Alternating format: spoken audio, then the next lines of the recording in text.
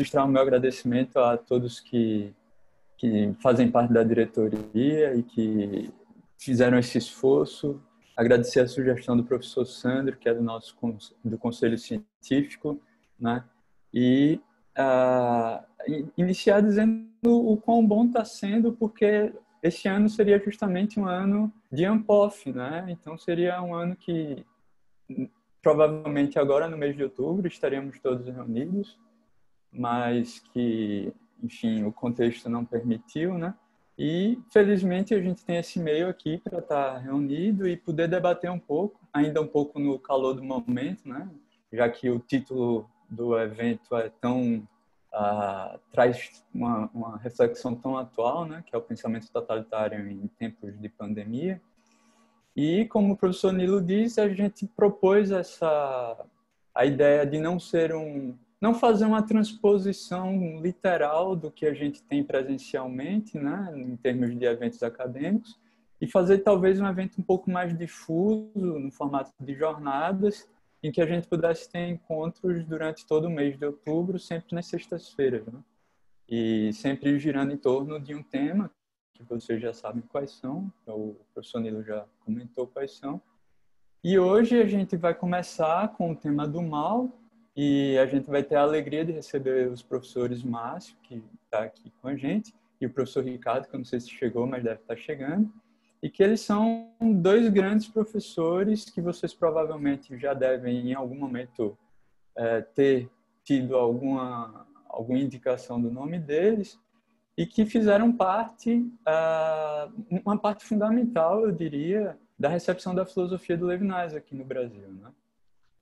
Tanto é que, por exemplo, o professor Márcio tem aquele livro de introdução ao pensamento do Levinas, que saiu pela Vozes, e praticamente todo mundo que a gente conhece em algum momento teve contato com esse livro do professor Márcio, né? Então, professor Márcio, a gente vai começar contigo. O professor Márcio, ele é professor titular da Universidade Católica Dom Bosco. Ele é doutor pela Universidade Autônoma do México e foi orientado pelo Henrique Dussel. E ele é autor de vários livros, principalmente esse que eu citei, né, de Introdução ao Levinas. E atualmente ele vem trabalhando com questões de psicologia e saúde, né? Quando a gente pensa, eu não vou me alongar muito, mas quando a gente pensa o problema do mal, eu acho que um ponto de partida a partir do Levinas que a gente pode ter, por mais que não seja uma questão assim muito óbvia para se pensar, não é um tema que se destaca naturalmente na leitura do Levinas, mas eu acho que um ponto inicial assim é aquele artigozinho bem curto que tem do Levinas, que na verdade é o primeiro texto dele, né, eu acho, publicado praticamente, que é aquelas reflexões sobre a filosofia do hitlerismo, né? E lá no pós-escrito, né, é quando a gente vê surgir assim quando a gente vê ele sugerindo claramente a ideia de um mal elemental, né? Aí eu digo, vou só ler um trecho brevezinho em termos de contextualização. Ele diz o seguinte: o artigo procede de uma convicção que a fonte da barbárie sangrenta do nacionalsocialismo não é uma anomalia qualquer contingente da razão humana, nem em um mal entendido ideológico acidental. Há nesse artigo a convicção que essa fonte está na possibilidade essencial do mal elemental, né, que é o tema do nossa primeira jornada, em que a boa lógica pode conduzir e contra a qual a filosofia ocidental não estava suficientemente protegida, digamos assim, né? Então, eu queria pontuar, seria só em termos de provocação, para passar a bola para o professor Márcio, e talvez pontuar três questões a partir das quais a gente pode transitar, que seria como o tema do mal aparece no pensamento do Levinas, né? Qual a atualidade da abordagem levinasiana para o contexto que estamos vivendo e que perspectivas são abertas a partir da leitura levinasiana da questão, né? Bom, então eu passo a palavra para o professor Márcio. E só uma única observação é que eu vou ficar responsável por organizar as perguntas, né? Quem quiser pode deixar o vídeo aberto. Eu sei que esse ambiente que é para qual a gente foi transportado agora, a gente está num ambiente muito privado, então só se você se sentir à vontade, mas às vezes é bom que para quem está falando, ver com quem está falando também, né? Para a gente não ter aquela coisa que parece que a gente está falando para um monte quadrado que não mostra nada, né? E aí também no momento das perguntas, se vocês quiserem, vocês falam no chat que quer fazer a pergunta, daí eu vou organizando por ordem, e aí vocês podem abrir o microfone para fazer a pergunta sem problema. Então, muito obrigado, professor Márcio, um prazer conhecê-lo. Fique à vontade. Ok, muito obrigado. Bom, primeiramente agradecer na pessoa do professor Nilo, a todos os filósofos levinasianos do Brasil por esse convite, não pelo CEBEL, pela deferência do convite. Eu fico muito feliz, fico muito satisfeito. Para mim é a realização de um desejo antigo que por uma série de circunstâncias não se deram as condições, tá? Eu vou contextualizar um pouquinho a minha conversa, porque me foi proposto em termos não acadêmicos, em termos não academicistas, pelo menos, não, poder conversar um pouco sobre o tema do mal. Então, eu vou contextualizar um pouco as ideias que eu gostaria de partilhar com vocês.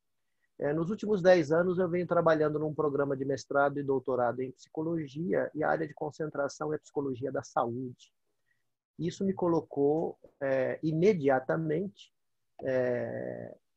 no campo de atuação das ciências da saúde e de algumas das ciências sociais aplicadas que convergem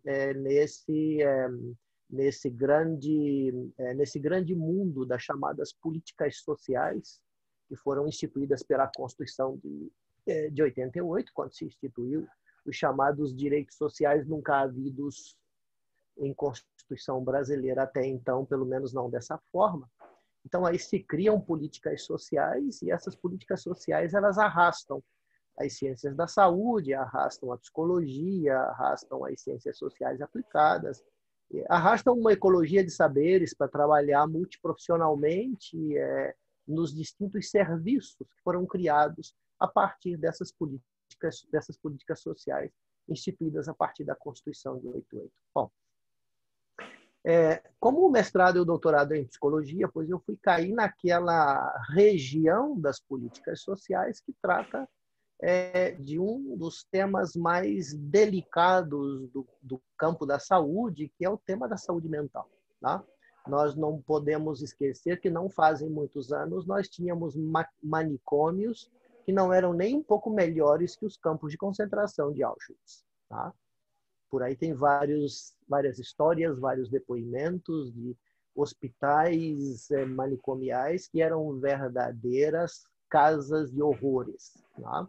Então, esse é um tema muito delicado. A saúde mental é um campo muito delicado. É um campo onde a gente tem que entrar com muito carinho e com muita delicadeza para poder realmente ser aceito e ser trazido para dentro desse campo e poder aí começar a dialogar e aprender com eles. Tá?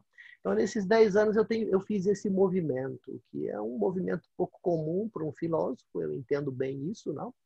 Em alguns casos me perguntaram, mas a filosofia pode contribuir com isso? E eu fui muito honesto em responder, olha, não sei, eu vou ter que escutar primeiro vocês e aprender um pouco com vocês, para saber depois se eu vou poder dar ou não algum tipo de devolutiva. Não? Então, eu fui me aproximando do sistema de atenção. O sistema se chama RAPS, que é a Rede de Atenção Psicossocial. Ela se concretiza em distintas áreas territoriais através de unidades de atenção, são CAPs, que são Centros de Atenção Psicossocial. E aí, nesses centros de atenção psicossocial, é onde se joga temas como o bem, o mal, a vida e a morte, a saúde, o surto, a normalidade, a anormalidade e todas as discussões em torno a esses temas. Por quê? porque quando o filho surta, o pai diz que isso é coisa do demônio, então é o mal. Aí, quando consegue conter o surto, não é porque Deus mandou o doutor, que é um anjo, para poder tirar o meu filho das garras do demônio. Isso é o bem. Não? E aí vem todo o discurso da biociência, do que é normal, do que é anormal e etc. Então, a gente encontra nesse campo aí uma variedade de discussões muito grandes. Não? E aí começou o meu processo de aprendizagem. Não? E desse processo de aprendizagem, eu quero trazer algo para cá para poder, a partir daí, começar a discutir a questão do mal. Eu quero trazer o conceito de atenção em saúde mental. Por quê? Porque o conceito de atenção em saúde mental é a categoria a partir da qual se pode fazer tanto uma análise como construir um vínculo. Tá? Eu posso analisar um conjunto de relações como relações de atenção, mas quando alguém chega na unidade, é o conceito de atenção que produz um vínculo, que dá que cria um laço, tá? E puxa o indivíduo para dentro do sistema. Tá? Então, o conceito de atenção, aí ele jogaria o papel que jogaria na filosofia ou nas nossas discussões éticas, por exemplo, em muitos momentos ou em alguns momentos, o conceito de intersubjetividade. Tá? A atenção ela é um inter. Tá? Ela é um inter, ela é um entre dois, ou entre uma equipe e entre alguém sofrendo e os seus familiares que sofrem junto. Esse é um outro detalhe muito importante. Ninguém imagina o quanto sofrem os familiares de alguém que tem sofrimento mental. Na verdade, muitas vezes, numa família em que tem alguém com sofrimento mental, quem está em melhor condição de saúde mental é justamente quem tem o sofrimento mental, porque ele tem um sistema que o atende, a família está abandonada. Tá? Então, esse é um dado importante. Aí nós temos uma situação de fragilidade extrema, e o conceito de fragilidade aqui ele está incluído na discussão que eu pretendo fazer sobre a questão do mal com você. Então, voltando ao tema da atenção, como é que se dá a atenção nesse sistema? A atenção nesse sistema ela é protocolar. Tá? Ela é protocolar. Ou seja, ela cumpre um rito protocolar. Existe uma forma, existe uma norma, e uma vez que essa norma e essa forma protocolar é cumprida, se pode passar a régua e dar por atendido aquele que chega. Certo? Então, aí nós temos todo um sistema cujas relações e cujos vínculos se constroem por protocolos. Muito bem. O que o protocolo garante à luz, por exemplo, dos lindos e maravilhosos textos das políticas públicas de atenção em saúde mental que existe no site do Ministério da Saúde à disposição para leitura nossa? Ele propõe que o protocolo garante que a pessoa que chega receba um adequado acolhimento e uma adequada atenção em relação à demanda que ele propõe. Tá? Isso é o que aparece nos documentos. Isso seria como que o ideal da política de atenção. Mas o que acontece realmente? É que o protocolo ele se converte em um instrumento que coloca uma distância em quem está sendo atendido e quem está produzindo o atendimento. Tá? Aí me faz lembrar um pouco Pilatos. Não, eu lavo a mão do sangue desse inocente, ou seja, cria uma distância. Não é uma questão minha, é uma questão do protocolo. Ou seja, não sou eu que atende, quem atende é o ritual protocolar.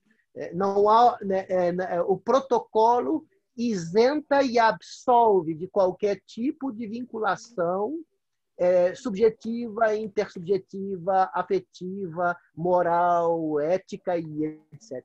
Não? O protocolo garante uma vinculação mínima do tipo política, à luz de, de uma interpretação do texto da política, porque parece que o texto da política diz outra coisa, mas a interpretação operacional do texto da política nos mostra que o protocolo, mais do que garantir a atenção de quem chega, ele garante a segurança e a distância de quem atende. Tá? E eu vejo nesse dispositivo, porque isso aí no conjunto do processo de gestão da política de atenção, ele é um dispositivo, e é o dispositivo mais importante, porque é com ele que se constroem todas as relações, desde aquela janelinha onde a pessoa chega e faz a sua ficha, depois o protocolo o envia para a triagem, depois o protocolo o envia para o médico, depois o protocolo o envia para a farmácia e depois o protocolo manda de volta para casa. Tá? Então, eu vejo nesse modus operandi protocolar aquilo que Levinas chama de indiferença. Tá? Então, para mim, está muito claro que o mal... Primeiro, eu concebo, porque esse foi o meu doutorado, eu concebo o mal em Levinas como indiferença. E concebo o bem como sensibilidade, como não indiferença. Tá? E essa concepção eu levei para a minha conversa com o povo da área da saúde, para poder fazer um trabalho que eles mesmos propuseram, que é o trabalho de humanização da atenção. E aí você se pergunta, bom, o que acontece quando a gente destampa essa panela da humanização da atenção? Por que uma atenção feita por humanos precisa ser humanizada? É porque ela é protocolar, ou seja, ela não é humana. Se uma atenção feita por humanos necessita ser humanizada, é porque ela não é humana. E por que ela não é humana? Porque ela é protocolar. E por que ela não é protocolar? Porque ela é simplesmente o cumprimento de uma formalidade. Tá? Ela é simplesmente o cumprimento de um ritual. Tá?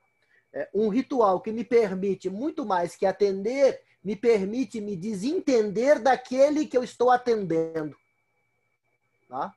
Então, aqui, desentender-se na atenção, distanciar-se na atenção. Ou seja, realmente, aquele que eu atendo não é problema meu. Ele é problema da política e a única coisa que eu vou fazer é enquadrá-lo na atenção. Tá? Uma advertência que todas as unidades de saúde de todo o Brasil, não só de saúde mental, mas de estratégia de saúde da família, as unidades básicas de saúde, as unidades, as UPAs e etc., elas funcionam com protocolos de atenção. Então, hoje, uma parte significativa das pessoas, dos brasileiros e brasileiras que recorrem aos serviços de saúde, eles são recebidos e atendidos a partir de um regime protocolar, tá? De um regime protocolar que caracteriza a atenção. Então, a proposta que eu levei para eles foi simples. Vamos qualificar eticamente, ou seja, levar a sensibilidade para a atenção, e essa qualificação da atenção pela sensibilidade ética de Levinas poderia transformar, quem sabe, em um futuro, essa atenção em cuidado. Então, a atenção eticamente qualificada pode se transformar em cuidado, porque é possível atender protocolarmente sem cuidar. Tá? É possível atender protocolarmente sem nenhum compromisso com o outro, porque no protocolo não tem alteridade. Tá? O protocolo é um regime dialético,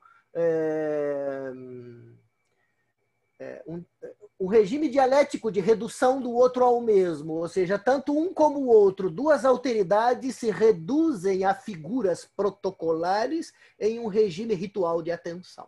Tá? Então, aí eu vejo tanto o funcionário ou servidor público como a pessoa que chega com a sua fragilidade à flor da pele, não? Então, essas pessoas chegam com a fragilidade à flor da pele. É suficiente você ir lá e olhar para o rosto que você vai ver que tem algo grave acontecendo que está fazendo aquela pessoa sofrer horrores. Então, ela chega com essa fragilidade à flor da pele e tanto ela como o servidor público, eles entram em um regime apertado, tá? De redução protocolar de uma relação institucional que segue passos até despachar cada um para suas respectivas casas. Tá? E aí me parece que acontece não um mal casual, como apontou Diogo comentando o texto de Levinas sobre a filosofia do hitlerismo. Mas aí nós temos, na minha maneira de ver, um mal institucionalizado. E o interessante, ele está institucionalizado com cara de bem. Porque se você lê o texto da política dizendo o quanto isso é importante, você realmente se convence de que não há nada melhor do que isso. E, no entanto, essa coisa toda, ela guarda, na medida em que você testemunha os processos e na medida que você analisa as relações protocolares que acontecem, você vê muito claramente o mal acontecendo. Tá? Você vê muito claramente que aquela relação ela é intrinsecamente má para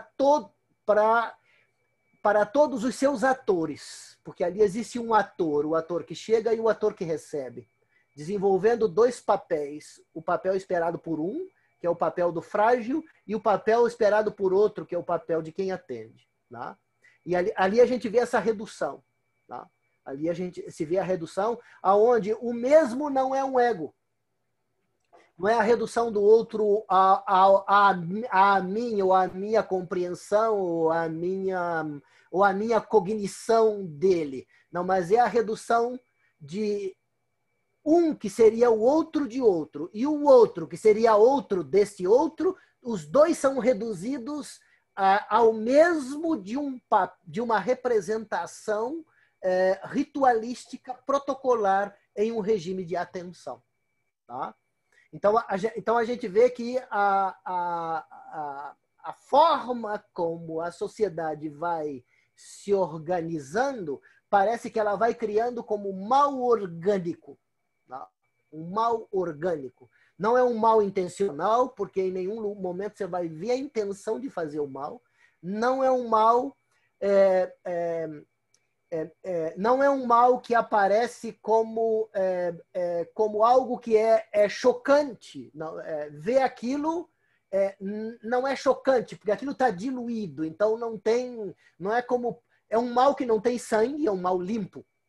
Tá? É um mal limpo, é um mal que não tem sangue, é um mal que não tem choro, não porque a pessoa às vezes sai dali muito melhor, porque passa na farmácia, toma uma injeção daquela de sossega-leão lá e ele volta para casa flutuando, feliz da vida. Então é um mal que não tem sangue, é um mal que não tem choro, é um mal que não tem sofrimento aparente, mas é um mal que produz uma decomposição ética, uma decomposição moral dos sujeitos que participam dessa relação infame.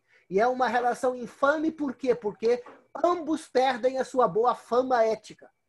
Onde é que está a boa fama ética de cada um, onde cada um é alteridade de alteridade? Essa boa fama ética desaparece nessa relação e essa relação se torna uma relação infame de redução de duas alteridades ao mesmo de uma relação protocolar. Então, eu vejo muito claramente aí o mal como insensibilidade, como indiferença em Levinas acontecendo. E me chama a atenção o impacto que isso produz quando, na reflexão com as equipes que fazem esse trabalho, quando a gente começa esse processo lento e progressivo de develamento, não? Quando a gente começa a mostrar, mas espera aí, e lá no protocolo, você não pode ser mais do que aquilo que está dito que você tem que ser? Mas aí começa, mas professor, será que pode? Será que deve? Será que não é arriscado? Tá? Então, aí começam as pessoas a entrarem no processo de descobrimento daquilo que deixam de ser para poder ser o que são protocolarmente dentro de um regime de atenção em saúde. Tá? Essa experiência me serviu para duas coisas. Primeiro, para mim me dar conta de uma maneira muito concreta que a metafísica de Levinas é uma das metafísicas mais próximas da realidade que eu conheço. Ou seja, como é fácil encontrar conceitos levinasianos entranhados em relações sociais e, sobretudo, em relações de poder que estão acontecendo dia a dia. Sobretudo quando inclui o tema da fragilidade, onde existem relações que, de alguma maneira, permeiam ou estão permeadas pelo tema da fragilidade. Abre o olho que você vai poder usar muito toda a ferramenta categorial de Levinas para ler coisas muito interessantes nas entrelinhas daquilo que se constrói como relação de poder ou como relação de serviço, aonde servir é poder, tá? Para um médico, servir é poder, porque o médico tem o poder da receita, para poder abrir o armário da farmácia, para poder tomar aquele remédio e sentir o alívio da dor ou do sofrimento. Tá? Bom, eu não sei quanto tempo eu tenho, então eu vou parar aqui com essas intuições que eu joguei para vocês e para a gente escutar o Tim e depois a gente continua conversando. Perfeito. Muito obrigado, professor Márcio. Excelentes considerações. Então, o professor Tim já se encontra aqui na sala? O professor Ricardo? Aqui estou, Diogo. Sim. Olá, professor Ricardo, boa tarde. Seja bem-vindo. Muito obrigado. Então, o professor Ricardo, eu acredito que você a boa parte já conhece também. Ele é professor da PUC, do Rio Grande do Sul. Ele é doutor pela Universidade de Friburgo. E ele tem diversas publicações, né? Dentre as mais recentes, teve a Tentação Ancestral, publicado pela editora Fundação Fênix. Mais recentemente, o livro também pela editora Azul, sobre Walter Benjamin, Barbárie e Memória Ética. E o livro que está no prelo, que é a Crítica da Razão Idolátrica, né? A Tentação de Thanatos, Necroética e Sobrevivência. Bom, então, professor Ricardo, você tem aí por volta de meia hora e após eu vou abrir para os debates e as questões. Muito obrigado pela presença. Eu que agradeço pelo convite, né? Quero cumprimentar todos os amigos e amigas que estou vendo, pessoas também que não conheço pessoalmente. Existe, eu acho que um telefone que está insistindo em ser atendido, está clamando por ser atendido. Cumprimentar o professor Márcio Luiz, que é, na verdade, uma das referências no Brasil, né? A gente acompanha o trabalho dele sempre.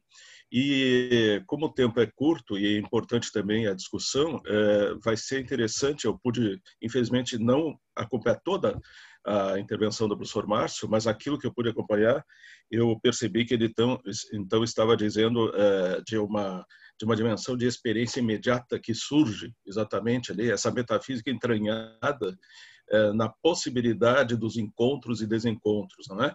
Então, a minha colaboração aqui, a minha tentativa de colaborar nessa discussão que é tão forte e que é tão tentadora para quem trabalha o Levinas de enveredar para os grandes temas onde ele tratou desse assunto em N momentos, em N discussões, né, sobre a questão do mal, o mal como ser, etc. Eu, todavia, né, vou tomar um caminho um pouco mais direto, na medida em que, como referiu o Diogo, a gente concluiu aí um livro, e o meu problema ultimamente tem sido a crítica da razão idolátrica, ou seja, da idolatria para além da tradição teológica, religiosa, chegando a todos os níveis, né, de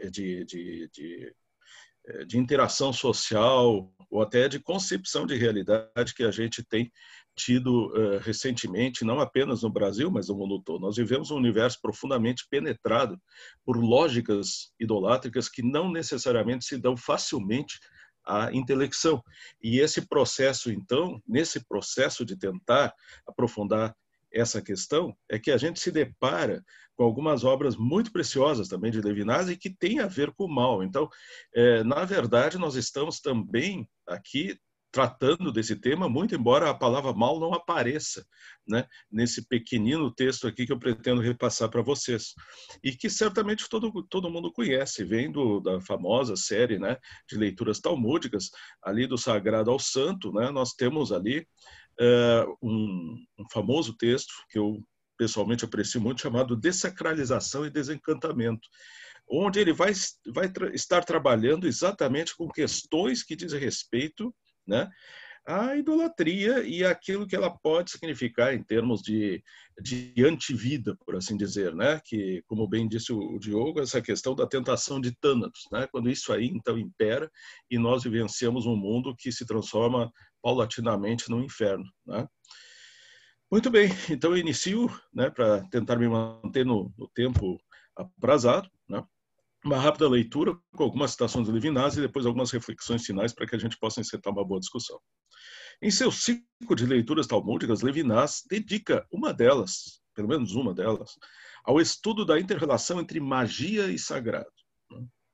Esse estudo leva o nome de Sacralização e Desencantamento. Trata-se de um texto fundamental para que se compreenda a necessidade estrita de exposição dos verdadeiros mecanismos de magia, encantamento, sacralização e idolatria, bem como todos esses conceitos se entrelaçam, uma vez que constituem, no fundo, aspectos ou estágios de um mesmo fenômeno, na minha compreensão, evidentemente, né? Levinas inicia, como é de se esperar, pelo rechaço peremptório ao sagrado e a todas as lógicas de legitimação do mesmo, né? Desse que ali o professor Costa acabou de fazer referência, né? Sempre me perguntam, né? Isso nessa leitura da mão. Sempre me perguntam se a santidade quer dizer a separação, a pureza, a essência sem mistura, que se pode chamar de espírito e que anima o judaísmo, ou a qual o judaísmo aspira, podem permanecer no mundo que não seria desacralizado. Pergunta-me, e aí está o verdadeiro problema, se o mundo está bastante desacralizado para acolher uma tal pureza. Aí ele segue citando, dizendo que eu gostaria de ressaltar. O sagrado, na verdade, é a penumbra em que floresce a feitiçaria que o judaísmo tem como um horror. O outro lado, o verso ou reverso do real, o nada condensado em mistério, bolhas de nada nas coisas, disfarces nos objetos do cotidiano, o sagrado reveste do prestígio dos prestígios. Segue a citação. A revelação recusa esses maus segredos. Recusa de que dão testemunho, especialmente as páginas 67A, e aí vem do Tratado do Sinédrio, etc. Não precisamos, são referências talmúdicas, né? Esses textos, por suas definições da feitiçaria, os textos sugerem muitas delas, permitem talvez distinguir o santo do sagrado para além das semelhanças formais ou estruturas evocadas, quando se tenta denunciar e deplorar a degenerescência do sagrado no mundo moderno. E isso porque, agora, fim de citação, sigo eu, né? E isso porque, né? Aspas, Levinas, a feitiçaria, prima irmã, senão irmã do sagrado, parenta um pouco decaída, mas que, na família, aproveita as relações de seu irmão, aceito no mundo mais considerado, é a mestra da aparência. Eu acho que aqui, então, é um foco, né? Fim da citação de Levinas, é daqui que surge a nossa possibilidade de uma espécie de trampolim cognitivo para chegarmos, então, à questão do mal a partir dessa dimensão. Mestra da aparência, né? Nós vamos ver que, paradoxalmente, o problema não está na magia e nem ao menos na feitiçaria. Está no uso que dela se faz. Está nas dimensões que, então, vão ser apropriadas das ilusões mágicas para tentar dar a uma situação insuportável uma espécie de verniz de suportabilidade, né? Mas ele já está colocando a mestra da aparência. Sigo eu? O mundo atual, como já se pode examinar, abasta nos capítulos anteriores, desculpe, né? Que foram escritos aqui, é o mundo das aparências e ilusões. Uma enorme quantidade de energia é gasta continuamente em publicidade e disseminação de informações que não têm outro objetivo a não ser vender coisas ou justificar sua compra. Em verdades que parecem verdades, estupidez que parece inteligência, construtos artificiais que parecem expressões naturais das coisas, linguagens ressecadas que parecem linguagem vigorosa, desejos doentes, né, inclusive do ponto de vista psicanalítico, que parecem expressões de saúde psíquica. Thanatos, que parece Eros. E aqui nós chegamos, então, num dos núcleos da nossa questão toda, né? A partir de Freud, nós temos toda essa visão, né? Tanto no mal-estar da cultura, como depois, né? Ou melhor, como naquela famosa obra Ainda Além do Princípio de Prazer, né? Essa questão de oposição de Thanatos e Eros nós percebemos como central na constituição da história. E quando Thanatos se disfarça de Eros, quando o ódio se disfarça de amor, de uma espécie de amor enlouquecido, loucamente presente, nós estamos às voltas com uma questão muito complicada, né? Que está nos levando, então, a essa reflexão. E todas essas aparências, esses pareceres, são consequências do exercício de uma só lógica, a lógica sacralizadora por parte do poder do mesmo que se exerce no mundo da vida, usurpando o lugar do outro através das suas próprias projeções. E, se assim é, uma sociedade humana e vital consistiria em uma sociedade verdadeiramente dessacralizada nesse sentido, onde a enganação e o embuste fossem compreendidos como tais, e não como outras coisas completamente diferentes deles. Vejam bem, gente, a enganação e o embuste são inextricáveis da vida social, da própria dimensão lúdica. Quem assiste um mágico fazendo uma magia numa praça não está ali prestando culto a uma deidade da maldade ou a um demônio ou coisa parecida, está apenas apreciando o lúdico de uma aparência. O problema inicia, isso Levinas depois nos deixa bem claro, no momento em que essa aparência pretende usurpar o lugar de algo que não é mera aparência, ou seja, de alguma coisa que realmente, né, é fundamental para que a gente compreenda a sociedade atual, e não só a sociedade atual, as questões que, por exemplo, o Papa acaba nessa nova encíclica de nomear, né? Então isso é bem importante a gente ter presente, né? Cito Levinas, a sociedade verdadeiramente dessacralizada seria, então, uma sociedade na qual cessaria esse embuste impuro, impuro da feitiçaria, difundido por toda parte, que antes faz viver do que aliena o sagrado. A verdadeira dessacralização tentaria separar positivamente o verdadeiro da aparência essencialmente misturada com ele. É nessa perspectiva, não quero outra introdução, que o texto a ser comentado, que ele vai comentar, toca de perto o assunto do nosso colóquio, né, que já foi referido aqui. Fim de citação.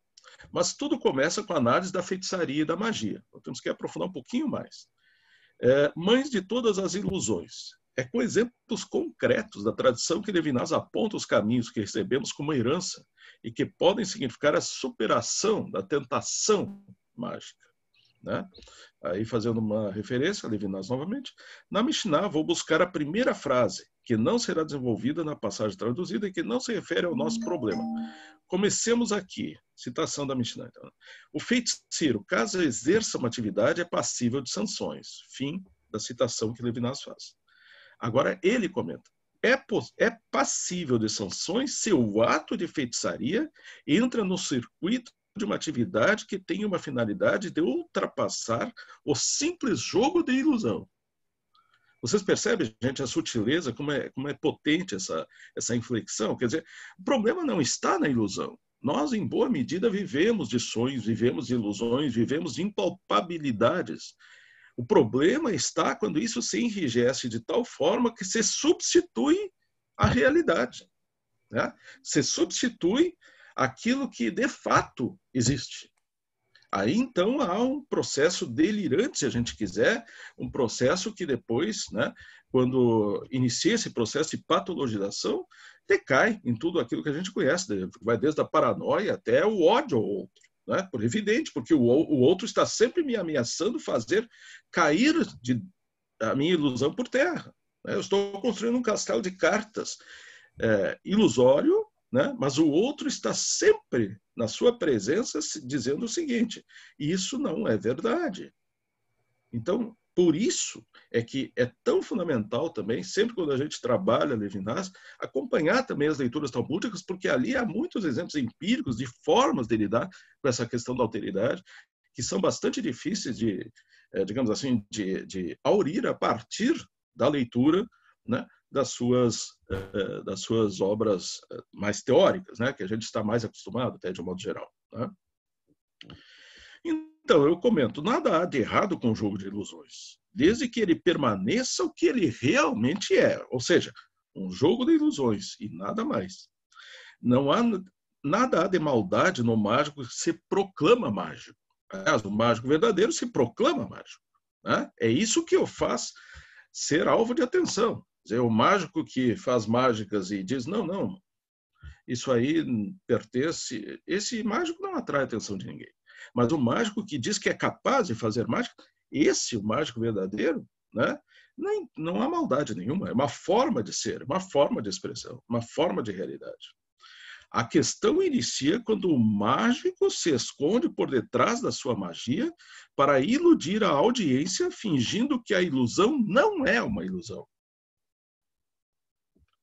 Citação: mas de modo algum se fica apenas na ilusão, né? O Rabi Akiva, em nome do Rabi Josué, disse: 2 pessoas colhem pepinos, uma delas é passível de sanções. Aquela que disso dá ilusão é absolvida. Aqui é o central, né? Essa famosa passagem, né? Eu vou ler mais um pouco, depois a gente volta aqui para entender melhor o que ele quer falar, o que o Talmud fala sobre essa história dos pepinos e qual é a distinção, por que 2 pessoas colhem e apenas uma é alvo de sanção, né? Quem ilusoriamente colhe pepinos, e esse ato a ninguém prejudica, por exemplo, o colhedor não tenta transformar os pepinos em mercadoria, este é absolvido. Não há mal nisso. Quem, porém, faz da ilusão uma imitação da realidade e vende nada como se fosse algo, este é passível de sanções. Este é passível de sanções. Então vamos ver como é que está o texto do Levinas a respeito desse assunto. A Mishnah, que só assumirá todo o seu sentido através da amplificação do problema que a Guemará terá suscitado, através das questões novas que vão desencadear suas próprias questões e através dos sentidos não explícitos que vão aparecer no sentido por ela enunciado, distingue entre a feitiçaria que tenta provocar ilusões e aquela que tenta tirar proveito. Observem bem essa dessemelhança, essa distinção. No exemplo citado dos pepinos, né, trata-se de um feiticeiro não muito exigente. Não comercia com produto muito caro, é um pobre feiticeiro que produz pepinos em um campo, né? Ficar na ilusão não chega a ser coisa grave, mas se o feiticeiro colhe os pepinos, se a ilusão chega a se integrar a um processo econômico, e a vida econômica moderna é, afinal, o lugar privilegiado da colheita de pepinos ilusórios e de gordos proveitos que se tiram de uma tal safra, a feitiçaria torna-se um ato criminoso. É passível de sanções. Vocês observam, gente, como ele vai exatamente, toca na medula da questão, né? Ele reconhece que o mundo moderno é uma grande fábrica de ilusões, né? Se a gente for pensar na ideia de sociedade do espetáculo, né, tem alguma semelhança, né? Nós vemos muitos autores de variadas tradições denunciar esse processo. O interessante aqui é que ele está usando um texto antiquíssimo para mostrar como essa é uma tentação constante, né? Uma tentação recorrente, esse processo de fazer do nada algo e de lucrar com esse algo que, na verdade, é nada, né? A feitiçaria, então, por si mesma, como já dissemos, não é um ato criminoso. Apenas se torna um ato criminoso que quando se a usa para lesar a credulidade alheia, oferecendo-lhe um peso de realidade que ela não possui e nem pode possuir, por sua própria essência, né? No sentido spinozano, quer dizer, é algo que não lhe cabe, né? E que não comporta esse estilo, digamos assim, de criação, de demiurgia de realidade, né? Nova citação, e é uma das últimas. O Rabi Akiva responde, né? Eu estou simplesmente pescando alguns aspectos aí dessa leitura, talmúdica e do comentário do Levinas, que servem para ilustrar o meu argumento, evidente, né? Então, aqui mais uma citação do Levinas. O Rabi Akiva responde: estabeleço o meu argumento para um israelita de israelitas, para quem a Escritura prevê diversas formas de morte. Quanto a ti, né, ele está discutindo com outro rabino, estabelece argumentos para um israelita de idólatras, para quem a Escritura não previu senão uma única forma de morte. Muito bem, segue Levinas. O Rabi Akiva reconhecia aqui que o sentido do seu argumento consiste precisamente em não compreender a feitiçaria como uma perversão pagã. Observem bem isso, gente. Né? Quer dizer, a gente opõe a pureza de uma religião estrita, observante, né? Vamos até avançar em algo de farisaica, né? Essa pureza, eu sou puro porque eu não me mexo, não me misturo com esses idólatras, né? A esses idólatras. Mas o Rabi Akiva, na verdade, está fazendo aqui a questão de uma forma muito diferente, né? O Rabi Akiva reconheceu que o sentido do seu argumento consiste precisamente em não compreender a feitiçaria como uma perversão pagã. É uma perversão do próprio povo santo. A feitiçaria não vem de más influências, ela é o descomedimento do próprio saber para além daquilo que se pode apoiar no verdadeiro. A ilusão que resulta do verdadeiro insuportável e que tenta do próprio fundo o verdadeiro. Perversão judia, quer dizer, perversão de todos aqueles que podem se elevar ao verdadeiro, de todos aqueles que se reúnem ao pé do Sinai. Ou seja, gente, se uma pessoa, vamos dizer assim, extremamente ingênua, né, extremamente simples, acredita na magia, não há quem possa chegar ali, né, e imputar a essa pessoa uma má intenção. Ela não está fazendo nada contra, né? Não está usando da sua dimensão cognitiva para transformar algo em outra coisa diferente dela. Ela está apenas captando aquilo que se lhe é dado, de uma forma simples, né? Agora, se aqueles que têm a condição de discernir entre ilusão e realidade, né? Nesse sentido, entre aparência e aquilo que se dá às aparências, aquilo que causa as aparências. Se esse opta, não obstante, pelas ilusões, pelas irrealidades, pelas aparências, aí a questão é séria. E aí é uma questão interna e não externa. Nós não estamos aqui, e toda uma leitura que eu faço de Levinas vem por essa tradição também, não é problema de nos colocarmos num universo de pureza, né, em relação aos impuros. Mas sim é problema de perceber que nós somos habitados pela tentação da impureza. E, portanto, a cada momento nós podemos, né, entrar num processo de decaimento idólatra. Vamos falar a palavra certa, porque, embora não apareça a palavra aqui, ela está sempre como que latejando no fundo, né? Portanto, agora eu coloco, né? Nota importante, feitiçaria como perversão, pois leva indiretamente, de algum modo, à idolatria. Não é apanágio dos espertalhões nem dos imorais, mas tentação constante àqueles que poderiam não praticar e, todavia, estão sempre prestes a sucumbir a seus encantos. Entenda-se por povo santo aqui o conjunto daqueles que sabem sobre a magia, seus graus e perigos e suas consequências.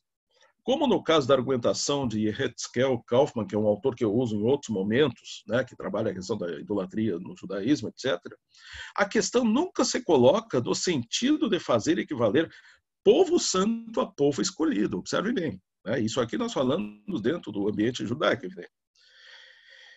Povo santo ou povo escolhido a povo em estado de beatitude, infenso a pecados e males. Esse é o grande erro. Né? Confundir povo santo ou povo escolhido com povo em estado de beatitude, infenso a males. Né? Esse erro é mortal. Né? Pelo contrário, é exatamente porque o saber traz responsabilidade, imensa responsabilidade, para aquele médico que o professor estava citando, que atende o paciente, uma imensa responsabilidade para aquele pessoal de saúde, né? Para cada um de nós, que o ato de utilizar esse saber para explorar ou degradar o outro, seja de que forma for, é hediondo. Povo santo significa povo responsável, ou não significa nada. Responsabilidade pela justiça, que significa a procura constante de descerramento dos véus que envolvem as dimensões da realidade, na medida em que essas se dão. É pelo intelecto responsável que a ética é realizada e a justiça promovida. Né? Quer dizer, na verdade, a obra de Levinas é um grande chamado a uma potência intelectual posta a serviço do outro e, nesse sentido, constituindo a mim como responsável por esse processo. Né? Responsabilidade pressupõe cognição, pressupõe capacidade gnoseológica, pressupõe entender o mundo. Né? Não pressupõe ingenuidade. Veja-se o famoso dito de Adorno, eu gosto muito de misturar autores, né? Só existe uma expressão para a verdade, o pensamento que nega a injustiça. Né? Isso aqui que está dizendo não é o Levinas, é o Adorno, Teodoro Adorno. Né? Só existe uma expressão para a verdade, o pensamento que nega a injustiça. Né? Os demais vivem ao alcance da tentação da magia.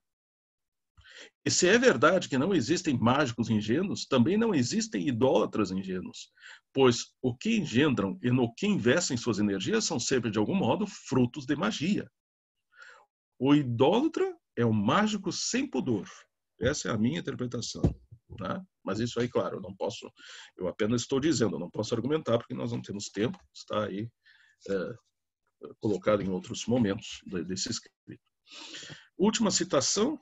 Quero crer que é a última, sim, porque estou preocupado com o tempo. É praticamente a última citação de Levinas. E aqui, então, ele está, digamos assim, sofisticando a sua análise, né? E trazendo esse problema filosófico para dentro dessa interpretação talmúdica. Segue, então, Levinas, mas, desde logo, o problema filosófico. Como é possível, numa degradação, como a santidade pode se confundir com o sagrado e virar feitiçaria? Como o sagrado pode se transformar em encantamento, em poder sobre os homens?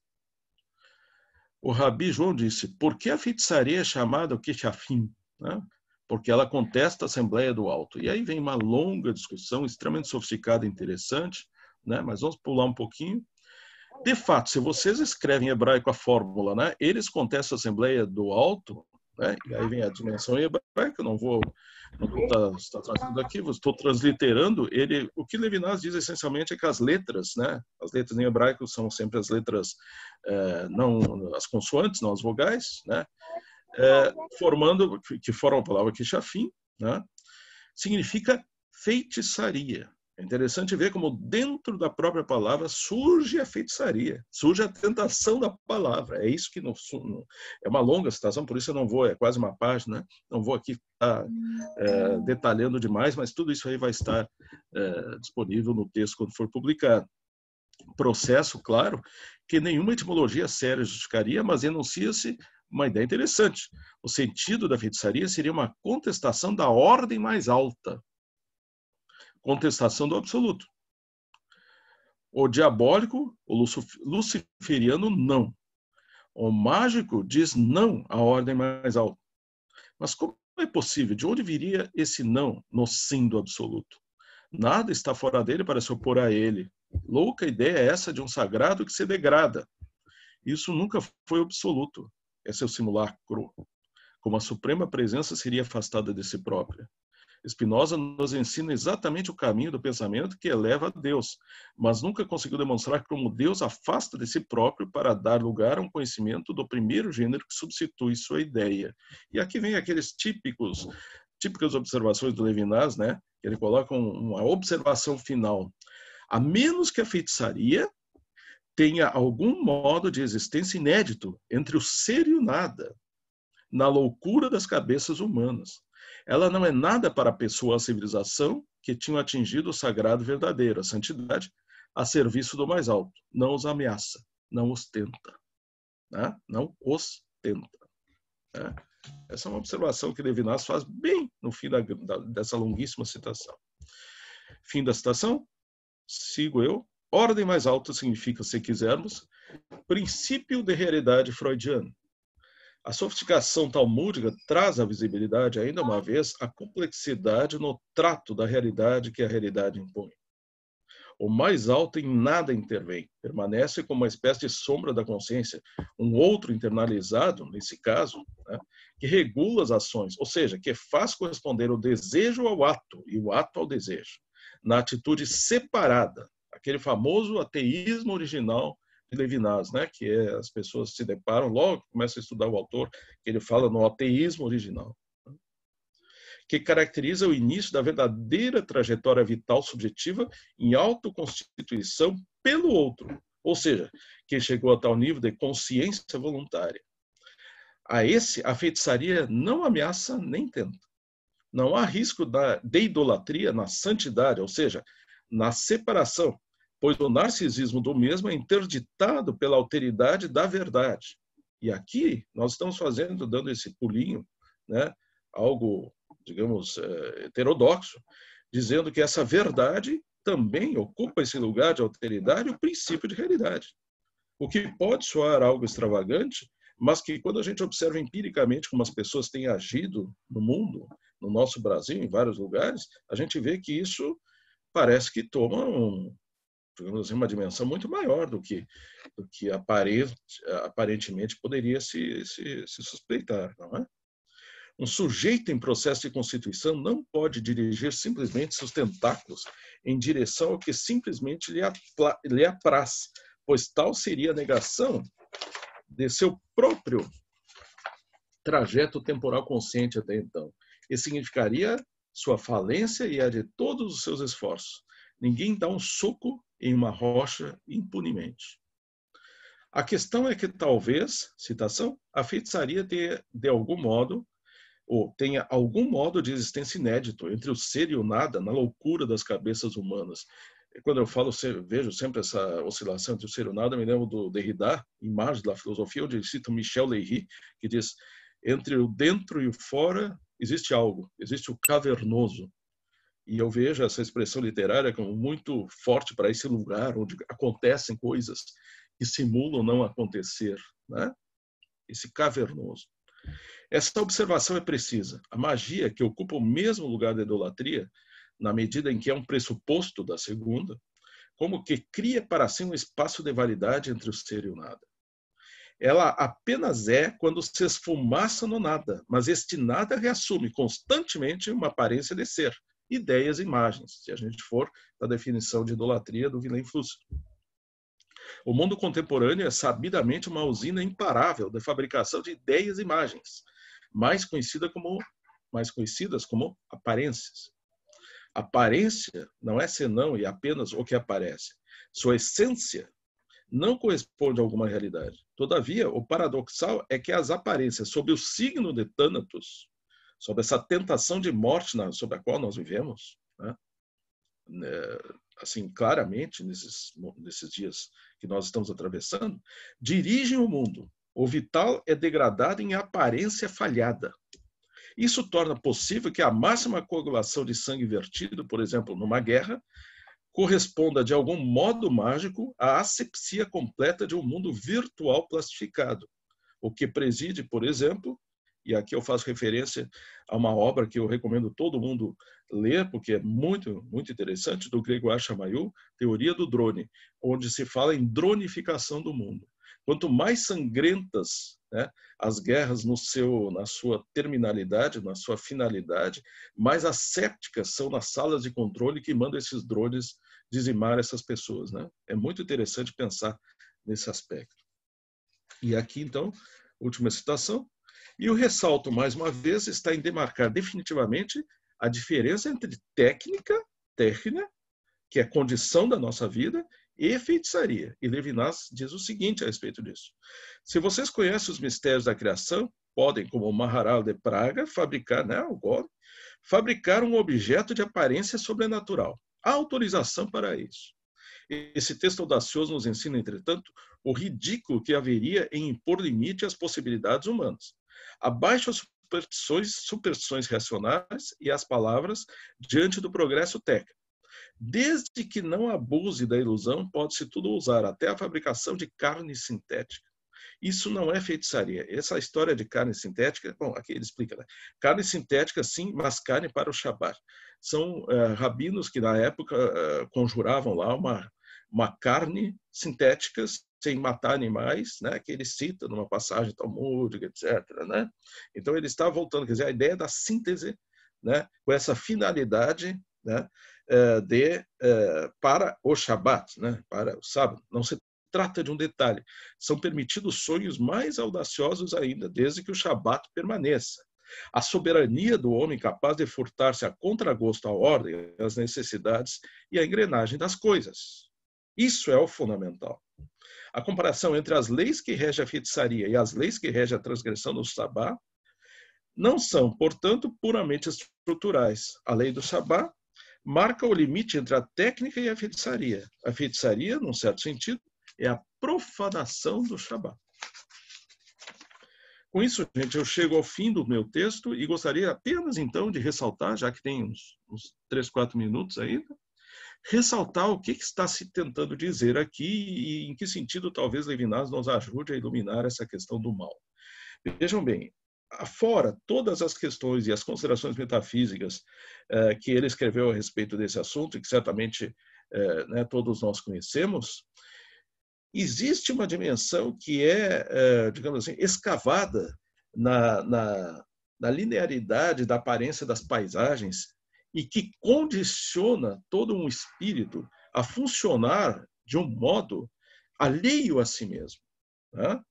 Eu vou relembrar, né, qual é a definição de idolatria que Flusser nos traz, para que vocês entendam, para não errar nenhuma palavrinha, embora você saiba de cor, eu vou ler, né, exatamente como ele coloca. Né? Ele coloca da seguinte forma, né? O que é idolatria? Idolatria é a incapacidade de decifrar os significados da ideia, não obstante a capacidade de lê-la. Portanto, adoração da imagem. Vocês observam que imagem, nesse momento, não se trata do Bildverbot. Não, imagem se trata daquilo que povoa, que sufoca o universo da vida. Tá? Então, imagem é o mal espraiado. Imagem é aquilo que promete, né, uma felicidade inalcançável pela hipoteca do desejo a essas imagens. Imagens são aquilo que obliteram a minha chegada à realidade. Em lugar de, como diz o próprio Flusser, me facilitar chegar à realidade, através, por exemplo, de um mapa, como ele diz, se transforma, então, em um biombo, em uma separação. E aí, o mundo passa a se constituir num conjunto de imagens que eu aceito para constituir meu mundo privado. Quer dizer, uma nova dimensão, uma nova, quase, expressão de totalidade, de mesmo. Eu crio meu mundo privado. E nesse mundo privado tem valor o que eu decido que tem valor. E não algo que socialmente vai me colocar em compromisso. As relações estão completamente adoecidas. As pessoas estão adoecidas. Eu gosto de pensar essa pandemia, não gosto, mas sou obrigado a pensar essa pandemia como um sintoma de uma pandemia muito maior e muito mais abrangente, muito mais profunda. Essa pandemia, com seus signos de morte, com as suas risadas, o seu sarcasmo da morte, não faz senão dizer o que, de algum modo, o mundo está vivendo nessa carroça de feno descendo, né, como Hieronymus Bosch picturou lá no fim da Idade Média, né, descendo a ladeira, com um mundo de gente dentro, festejando, né, festeja-se a morte. Quando a gente pensa, por exemplo, que o mote dos falangistas na Revolução, na Guerra Civil Espanhola era Viva la muerte, a gente entende que há alguma coisa de completamente doente, né? E isso é o que nós estamos vivendo. Quer dizer, da Arminha até a pandemia, existe, como diria o Adorno, não uma mudança, né, digamos assim, de concepção de realidade. Existe uma continuidade, que é, como ele diria, que vai da funda à bomba atômica. Ou seja, nós vivemos no culto à morte. Né? Boa parte das pessoas vive em função do culto à morte. Né? Mesmo que disso não tenham consciência. Por que culto à morte? Porque abriram mão de se tornarem suficientemente sensíveis por razões N, e aí vem outro caso, vem questões psicanalíticas, psicológicas, sociais, mas abriram mão de se tornarem sensíveis, né, minimamente, né, a uma presença de alteridade. A tal ponto que essa mera presença significa, como é um castelo de cartas, como é uma fabulação, como é uma paranoia, significa a possibilidade de tudo ser corroído e desandar. Os recentes ataques ao padre Lancelotti mostram isso. O que tem a ver se ele está fazendo o que está fazendo, porque ele quer fazer? Qual é o problema? Por que alguém se sente, então, né, autorizado, né, investido de um poder para ofendê-lo, para ameaçá-lo de morte, gente? O que ele está fazendo? Que coisa impressionante. Essa doença é extremamente, né, digamos assim, insidiosa. Ela penetra nos espíritos de uma forma tal que se torna quase impossível resistir, né? Tem que ter muita saúde para sobreviver ao domínio da morte ou à pretensão do domínio da morte, né? Então, nós estamos realmente em momentos onde esse autor vai nos ajudar a repensar essas questões de modo muito radical, indo à raiz do problema. E a raiz não está na visibilidade, né? Está naquilo que sustenta a possibilidade da visibilidade, né? Onde se quebra a minha carapaça, ela se rompe e eu sou exposto a algo que se assemelhe a uma sensibilidade, né? A uma sensibilidade ao mundo. Então, é por isso que as pessoas que ainda mantêm uma certa sanidade apreciam gestos de sensibilidade. Estamos num impasse, gente, num impasse civilizatório, num impasse e que, na verdade, traduz uma tentação ancestral, né? Estamos nesse processo de povoamento pelo mal dos interstícios entre as vidas, e aqui eu falo não só da vida humana, que por evidente, mas de toda a vida, né, que povoa esse nosso planeta, e isso aí se mostra, né, aqui no Sul nós estamos preservados até agora, mas se mostra no resto do Brasil esse calorão que está acontecendo, é muito calor, é muita queima, é muito na Califórnia, é muito fogo, né? E esse fogo que tem aquela promessa de purificação, na verdade, ele tem uma dimensão destrutiva extraordinária, né? Então, essa pandemia também é uma espécie de fogo interno da sociedade, que não sabe lidar com isso, né? Só consegue perceber se um parente próximo é afetado. E por aí vai, né? Eu acho que cada um de nós pode desenvolver isso infinitamente, esses pensamentos. A questão é que, realmente, com o pensamento sob ataque, mais importante do que nunca, procurarmos, né, aqueles que possam nos sustentar, né, na tradição, somos anões que temos que subir no ombro desses gigantes para olhar mais longe, né, para olhar o que realmente está acontecendo, né, e, a partir daí, tomar as nossas decisões éticas, né, porque é disso que depende a continuidade da vida. Então, gente, Diogo, né, professor Nilo, é isso mais ou menos que eu queria passar. Querido Felipe, também que estou vendo agora, não pude ver, porque é muita gente. Eu tentei passar alguns elementos, né? Espero que não tenha sido muito desviante em relação ao esperado por vocês, né? Mas é que você sabe que eu sempre faço uma leitura um pouquinho diferente do Levinas. Eu entendo o Levinas de uma forma talvez um pouco heterodoxa e gosto de testemunhar isso para os colegas e para as colegas que têm paciência de me ouvir. Mais uma vez, saúdo todo mundo, agradeço pelo convite e estou às ordens. Obrigado. Muito obrigado, professor Ricardo. Então, a gente pode seguir para as perguntas, mas só um comentáriozinho, assim, que tanto a fala do professor Márcio quanto do professor Ricardo, assim, me fizeram pensar. É porque recentemente, assim, eu estava dando uma lida, não sei se vocês já tiveram contato com esse livro, que é Ponto Final, do professor Marcos Nobre, e aí tem uma passagenzinha que ele diz o seguinte: quando a política se torna guerra, só o que existe é uma luta de vida ou morte, em que apenas um lado pode sobreviver. A política da guerra inviabiliza a convivência democrática, em suma. E na pandemia, a política da morte destrói vidas. Isso aqui, se a gente lê em paralelo com o prefácio lá de Totalidade Infinito, eu acho que pode ser assim, dá muito pano para manga para a gente pensar muita coisa ali, a partir do Levinas e outros autores, evidentemente, sobre tudo isso que a pandemia e questões anteriores já vinham trazendo para a gente. Então, tá aberto para as perguntas. Vocês Diogo, se podem... permite apenas um comentário sobre isso, porque é muito pertinente essa tua colocação. Vê bem, Walter Benjamin acaba aquele famoso escrito sobre a obra de arte na era da sua reprodutibilidade técnica, dizendo que a estetização da política tem um fim, ela chega a uma finalidade, e essa finalidade é a guerra.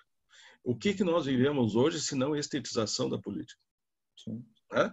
Onde ninguém gosta de política, mas todo mundo gosta da estética da política. Só para, né, complementar de um outro autor, como é interessante perceber isso aí. Só, desculpa. Nós Então, podemos também podem... deixar as perguntas no chat, né, ô Diogo? Sim, já temos seria bom algumas também aqui. Se alguém se quiser vocês falar. quiserem... a gente usa o chat mais por efeito de organização, né? Mas aí a gente chama o nome e se a pessoa se sentir à vontade para abrir o microfone, melhor ainda. Eu só queria aqui trazer uma pergunta do Humberto Mireski. Ele deixou aqui no chat uma pergunta. O mal orgânico em Levinas seria semelhante ao mal banal, pensado pela Hannah Arendt? O mal mecanizado, esvaziado de pensamento crítico?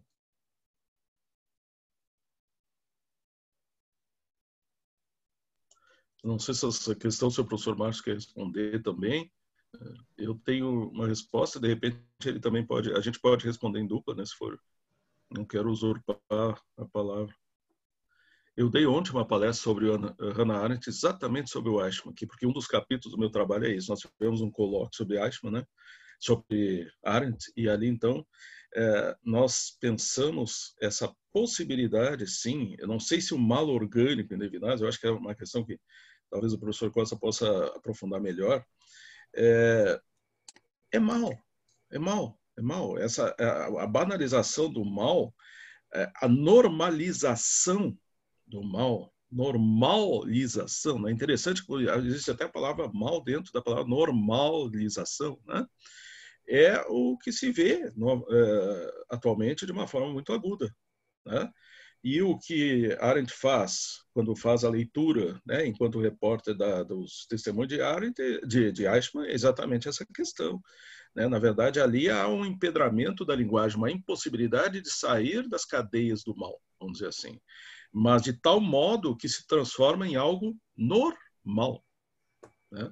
Então, o banal, na verdade, melhor seria a normalização do mal. Seria a minha resposta. Talvez o professor Márcio tenha outra percepção.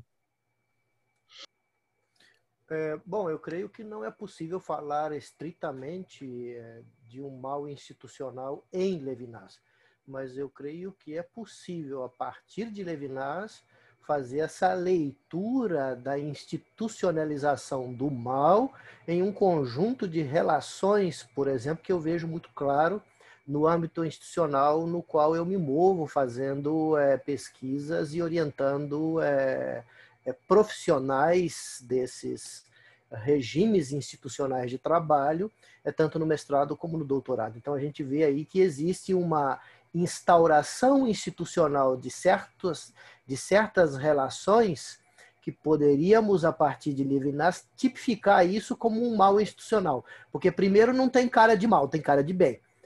Segundo, responde a uma regimentação, ou responde a uma protocolização, ou responde a um ritual que se cumpre e que é considerado normal.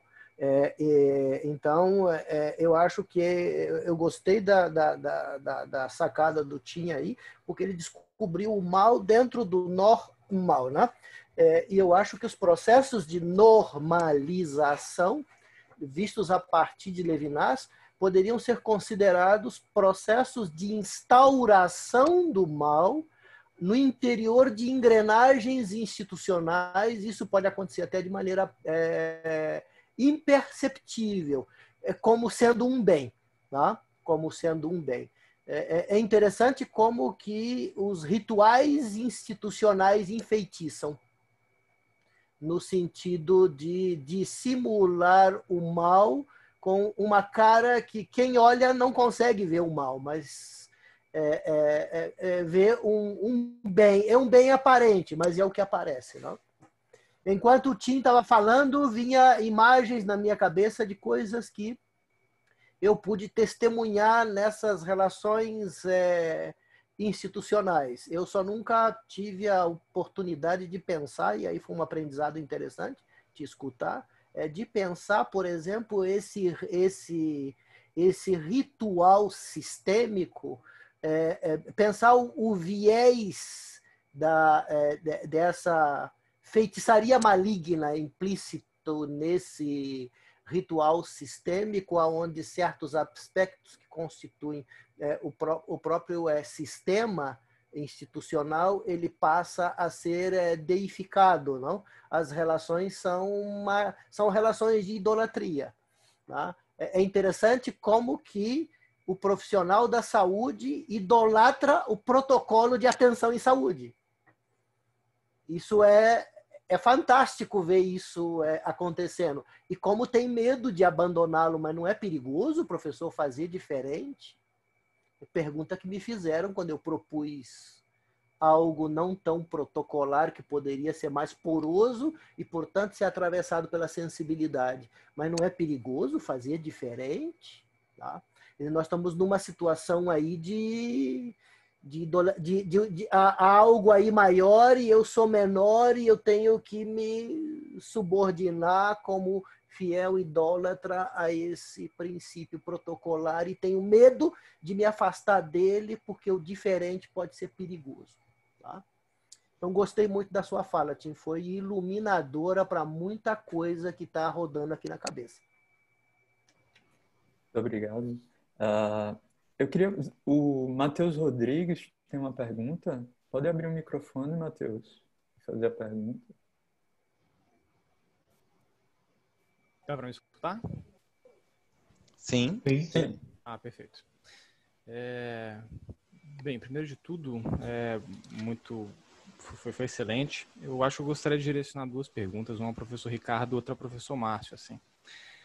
Primeiro, professor Ricardo, uma pergunta bem incipiente, afinal, porque não ficou muito claro para mim essa relação entre essa venda da ilusão, né, essa questão da idolatria, essa venda da injustiça como verdade, e o problema da morte que o senhor relaciona ao fim da tua fala. Assim, não consegui conectar as duas coisas. E me pareceu que isso é central para o que você estava dizendo. Então, se pudesse, né, falar um pouco mais sobre isso. Depois, já direcionar a minha pergunta ao professor Márcio, que na final, não sei nem se é uma pergunta legítima. Assim. Eu começo a estudar o Levinas agora há pouquíssimo tempo e, enfim, minhas leituras se reduzem à totalidade de infinito e nem sequer terminei a totalidade de infinito ainda. Mas tem uma questão que me comove, que me provoca, que é pensar um pouco quem é esse outro, quem está legítimo a ser identificado como esse outro para Levinas. Muito dentro de um debate na filosofia contemporânea, em que vai tentar, digamos assim, alargar esse grupo do outro, né? Colocando até, quem sabe, com alguns pensadores e pensadoras, o mundo inorgânico como esse outro. E parece que Levinas ele ainda não está disposto a inserir o mundo inorgânico nesse lugar do outro. Enfim, eu não entendo muito bem isso, mas me parece que esse lugar do neurodiverso ele também às vezes é problemático, assim. Ou melhor, talvez essa seja a minha pergunta, né? Qual é o lugar do neurodiverso dentro da filosofia de Levinas? Né? O que o neurodiverso diz? Qual é a fala do neurodiverso? Ela pode ser entendida da mesma fala de um neuronormal, entre aspas, né? Essa figura do louco, afinal de contas, né? Da loucura. Enfim, mais uma vez, não sei se essa pergunta ela sequer faz sentido, mas estou tentando me situar um pouco ainda. Bem, muito obrigado. Bem, eu iria então iniciar, né? Obrigado, Matheus, pela questão. Eu acho que é evidente, é culpa minha também, na medida em que é um excerto desse meu novo livro, né? Então, na verdade, ele segue um caminho, é um capítulo, uma partezinha de um capítulo, onde se está trabalhando essencialmente a partir de uma tríade de elementos que configuram a minha grande questão, que eu pretendo ser uma espécie de crítica da razão idolátrica. São 3 elementos subsidiários que estão embaixo, né?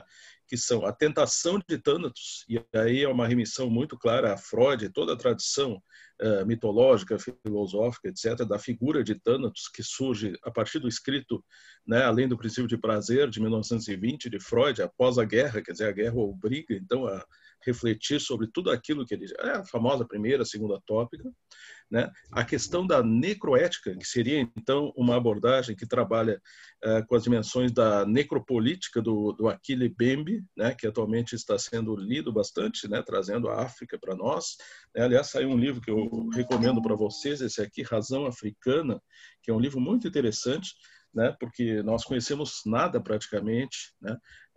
Em termos de pensamento africano, e a questão da sobrevivência, quer dizer, como sobreviver, então, nessa plantação de mal. Então, na verdade, existe uma unidade na origem, né? Quer dizer, de algum modo, a tentação de Thanatos nos leva a morrer, e aí em sentido bem levinasiano, ao nos totalizarmos, ou seja, ao nos isolarmos, ao tentarmos concebermos como se nós fôssemos mônadas autossuficientes, né? Que seria no direito, por exemplo, aquele indivíduo contratante, aquele sujeito contratante da modernidade, né? Quando, na verdade, a gente sabe que esse sujeito ou esse indivíduo não existem, né? Por mais que a Thatcher tenha dito, né, que não existe sociedade, existem indivíduos, vocês lembram isso aí? No início do processo neoliberal, lá nos anos 80, nós sabemos cada vez mais, e essa pandemia não faz senão mostrar isso, que sem os outros nós não somos absolutamente nada. Aliás, nós viemos de outros, nós somos multiplicidade na origem. E morte aí é, digamos, de algum modo congruente com a dimensão da idolatria levada ao seu limite. É nesse sentido, sabe, Matheus? Mas é claro que, a partir do que foi lido aqui, fica muito difícil inferir isso, tem toda razão, mas espero que no escrito maior isso fique um pouco mais claro, tá? Muito obrigado pela pergunta. Eu não teria como, né, a não ser trazendo todas as... E isso não cabe nesse momento, né? Mas, com certeza, é uma pergunta pertinente e eu espero não ter, digamos assim, que vocês compreendam o contexto no qual eu estou tentando responder, tá? Muito obrigado. Bom, Matheus, a questão que você propõe me parece interessante. Eu começaria dizendo o seguinte, que eu continuo me sentindo até hoje um iniciante diante dos textos que Levinas escreveu e sobretudo diante dos textos que Levinas leu, não?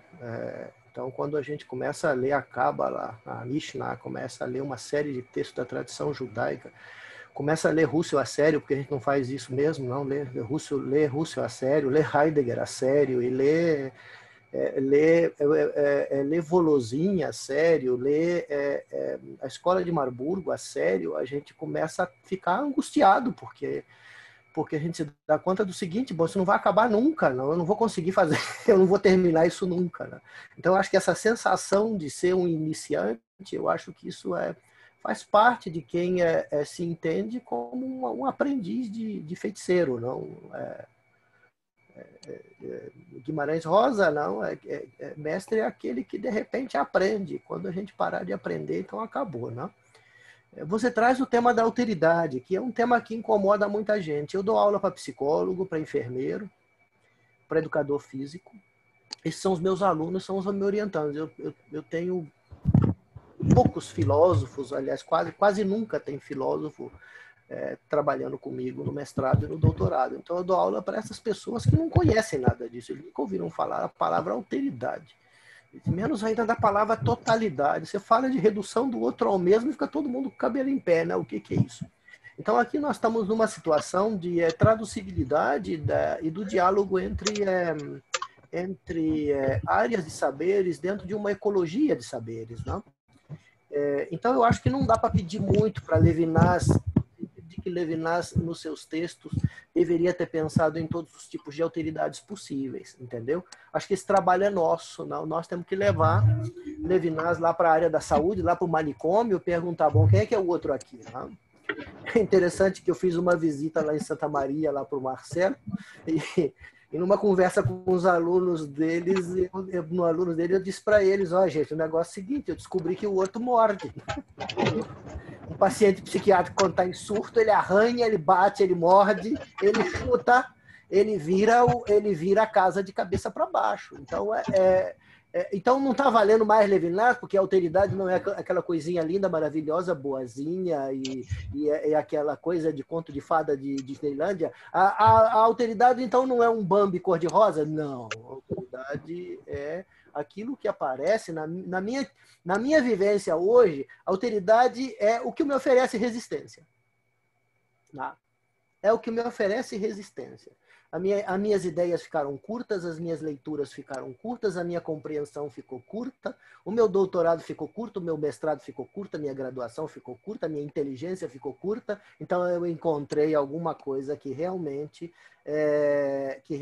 me escapa, que realmente resiste, e aí eu tenho que parar, sentar, escutar e aprender, ainda quando seja um neurodiverso, como você disse muito bem. Qual é a função do neurodiverso para nós filósofos que temos essa perspectiva da alteridade? A função deles é cumprir a profecia de Guimarães Rosa, é ser nossos mestres, porque para sermos mestres temos que aprender deles, não tem jeito, nós não sabemos nada do que significa ser. Meu primo, que é psicanalista, ele sempre diz que ele sempre fala de um negócio que é do outro lado.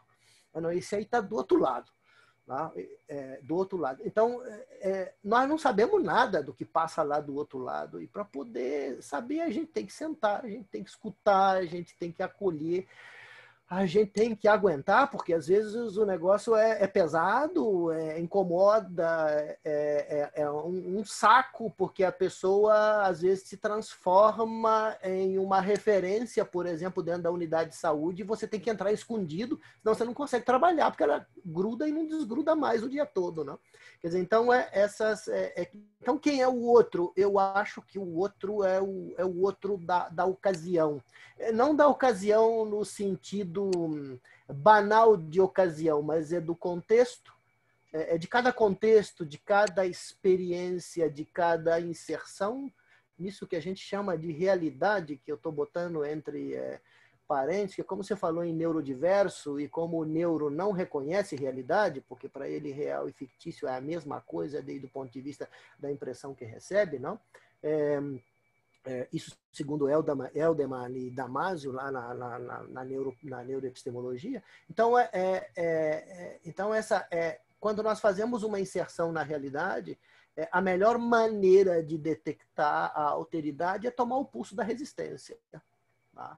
Acho que pelo pulso da resistência a gente consegue começar a identificar. Henrique Dúcio, quando eu estava no doutorado, numa orientação, ele me deu uma cacetada bem dada, bem no meio dos dois olhos, como deve fazer todo orientador de doutorado com seus orientandos quando estão rateando muito. Ele disse o seguinte: é impossível fazer um doutorado sem novos observáveis.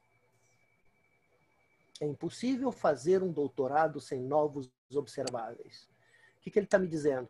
Que é para deslocar o foco na busca do pulso da resistência, porque aí eu vou encontrar um novo observável. E a partir daí eu vou poder primeiro aprender coisas muito interessantes que são importantes para a minha própria constituição como gente. E segundo, poder a partir daí dizer coisas interessantes que contribuem, por exemplo, para essas discussões nossas. Tá? Bom, então, pelo andar da hora, tem 3 pessoas ainda. Tem o professor Sandro, o Alexandre e a Camila. Eu acho que a gente pode encerrar com essas 3. E se vocês puderem fazer de uma forma mais breve, porque eu acredito que devem ter pessoas que têm compromissos, né? Então, professor Sandro, pode abrir o microfone. Eu queria cumprimentar rapidamente a Ricardo e Márcio pelas excelentes palavras, e eu acho que essa grande alteridade, agora o Márcio falava dessa resistência, né? Da gente tentar entender isso que está passando conosco, todos nós, né? Nosso país, eu acho que... Eu queria puxar um pouco para esse lado, que eu digo que a pandemia nos revelou um pandemônio em que vivemos, né? E num país que está exterminando as suas florestas, queimando o seu Pantanal, matando seus índios, matando de uma forma... sempre houve, mas de uma forma cada vez mais absurda, né?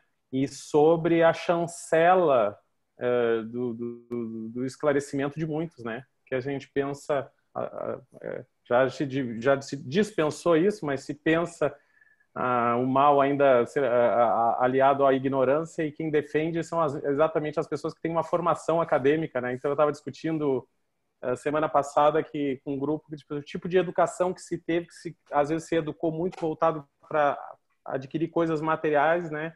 E essa formação de médicos, engenheiros, e que hoje estão defendendo algumas absurdidades, ficou precária de toda uma dimensão humana, né? Do seu aspecto essencial, vamos dizer assim.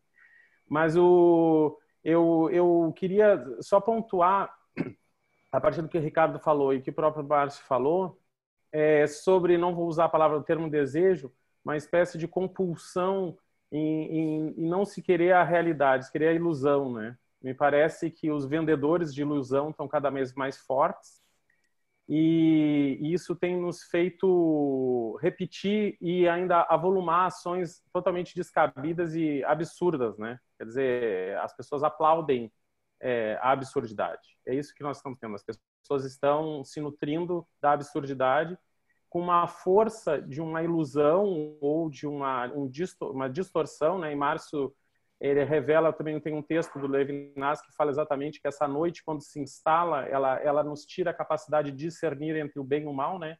E as coisas más começam a se tornar coisas boas. Quer dizer, então tem pessoas defendendo o trabalho infantil, tem pessoas achando que as mulheres devem voltar a ser tuteladas pelos homens, né? Embora ainda existam muitas assim. Quer dizer, a gente está num contexto de distorção que o mal está se tornando um bem, né? E isso alimentado por narrativas, né? Eu tenho trabalhado e eu tenho visto uma saída. Até gostaria de ouvir vocês. A minha pergunta é essa, porque eu falei com o pessoal do Tribunal do Trabalho aqui semana passada, com os juízes do trabalho aqui em Pernambuco, e eu como referência eu falei na importância da herança das instituições. As instituições estão sendo atacadas, por exemplo, as instituições do Tribunal, o Ministério do Trabalho, que já foi destituído, mas aqueles que zelam pelo trabalho ético e pelas relações éticas de trabalho estão sendo atacados também. Então, eu tenho me voltado muito para o fortalecimento das instituições, que elas possam retomar essa dimensão de defesa realmente, né? Porque eu não tô vendo muito saída a não ser se fazer por esse viés, sabe? Eu acho que, como o Márcio estava falando na questão dos manicômios, não se quer, mas defender as instituições que zelam pela saúde. Então, eu, na segurança, estou resgatando o sentido que está por trás da ideia de segurança, né? Do atrelamento deles aos direitos humanos.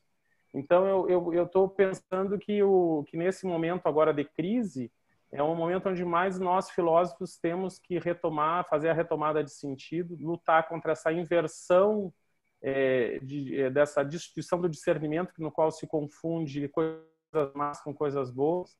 E o Ricardo aponta uma questão muito interessante que eu tenho visto. Há uma ânsia das pessoas por ilusões. As pessoas anseiam, talvez elas respondam não é só esse pessoal que está enchendo as igrejas, não é. Eu vejo isso aqui na universidade, muitas pessoas vendendo ilusões, né? E aí a gente está aí com aquele médico espírita que operava, a outra que era pastora, a outra que isso nos contextos religiosos, né?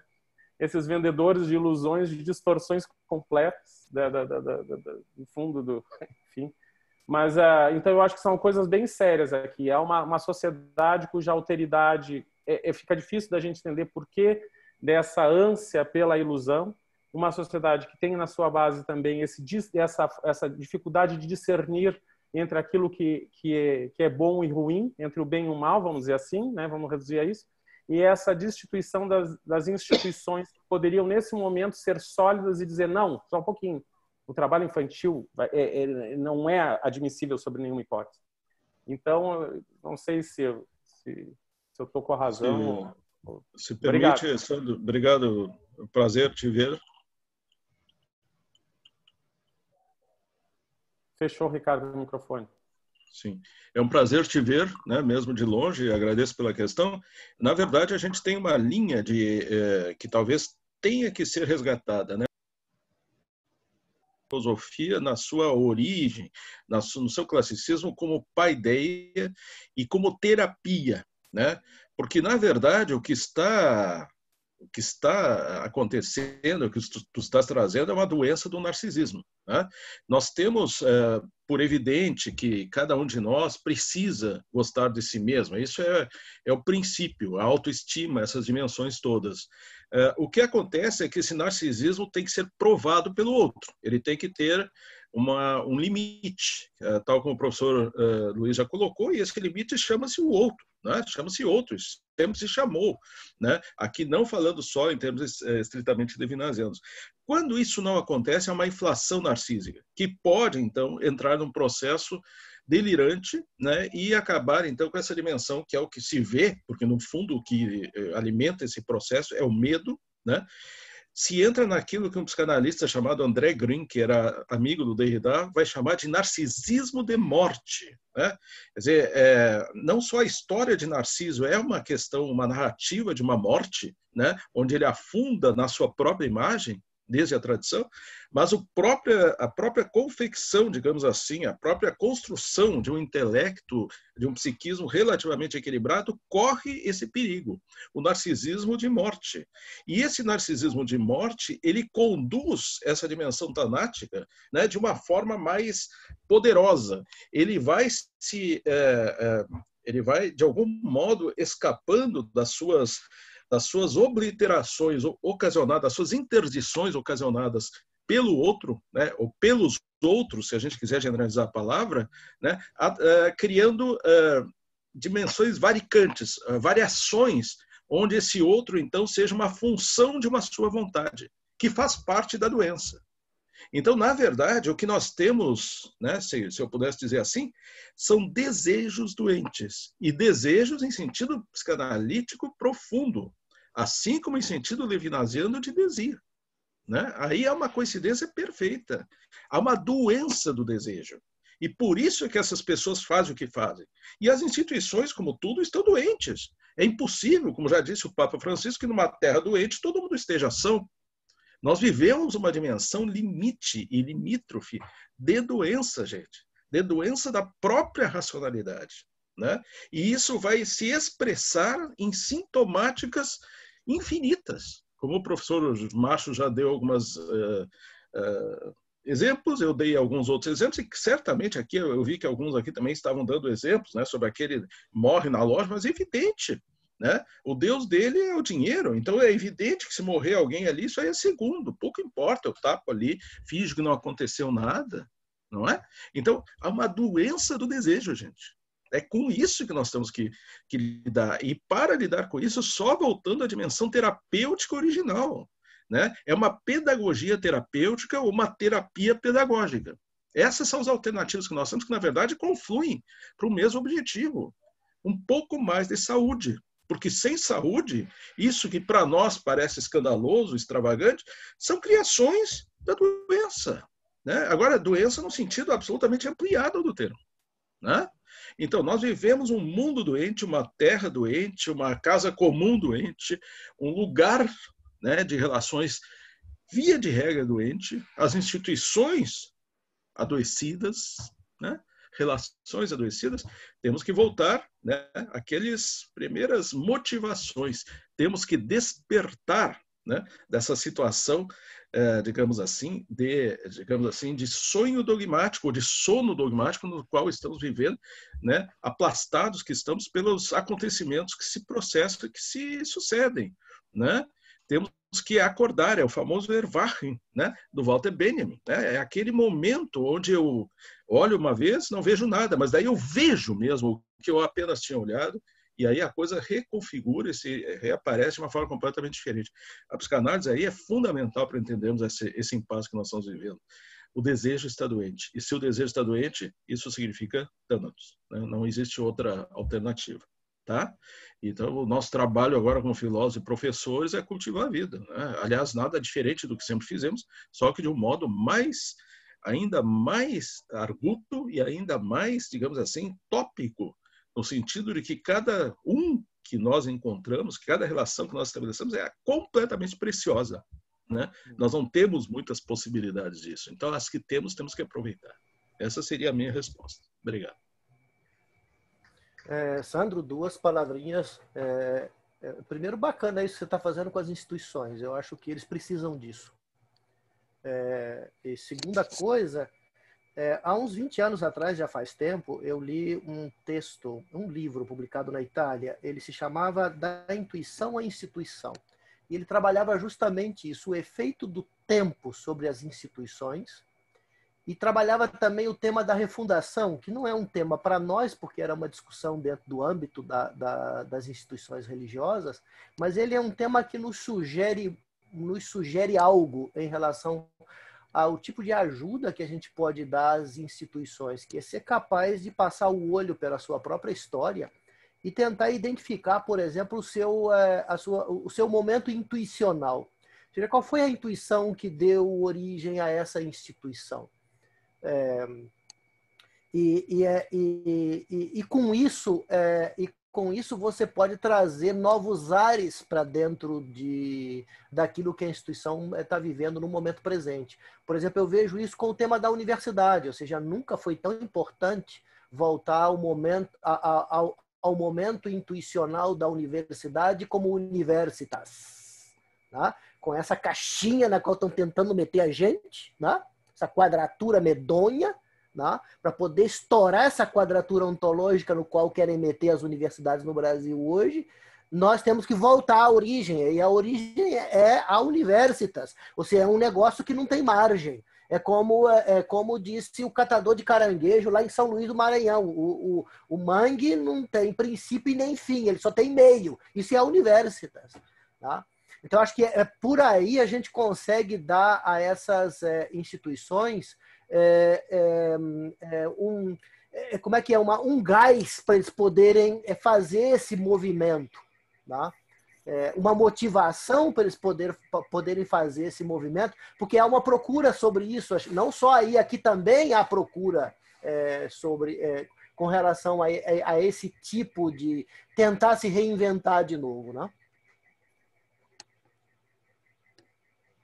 Bom, obrigado, professores. Olha, infelizmente eu tenho uma má notícia, porque há uma limitação técnica aqui do uso da plataforma que acaba às 4 horas. Então, tá muito boas as perguntas, mas se vocês puderem, de repente, passar a pergunta para a gente passar por e-mail, encontrar alguma outra forma, né? Porque eu vou deixar aqui no chat, o Diogo, o e-mail do CEBEL, ok? As pessoas que gostariam de fazer as suas perguntas, encaminhe um e-mail para nós, a gente vai passar para o professor Ricardo, para o professor Márcio, e vamos reencaminhá-los. A gente pede desculpa, mas é realmente uma limitação técnica nossa nesse momento. Isso. E também lembrando que o Gregory gravou toda a jornada, né? Então, posteriormente a gente vai disponibilizar, se alguém saiu antes ou se alguém quiser rever, vai ficar disponível. Exatamente.